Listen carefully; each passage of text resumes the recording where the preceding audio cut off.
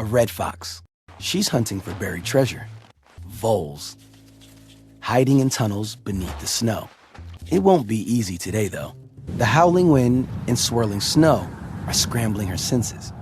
Her massive satellite ears can normally hear a vole from 100 feet away. Tilting her head from side to side, she tries to pinpoint the target using sound alone.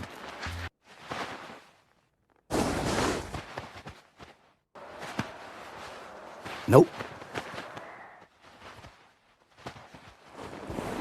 No luck. But she won't let the weather defeat her. Time for Plan B. That's B for bison. As they dig for grass, they destroy the vole's tunnels. Rebuilding work is noisy, if you got ears like a fox.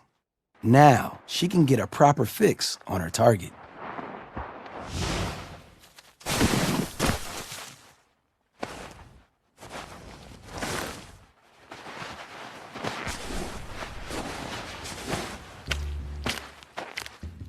Dinner at last.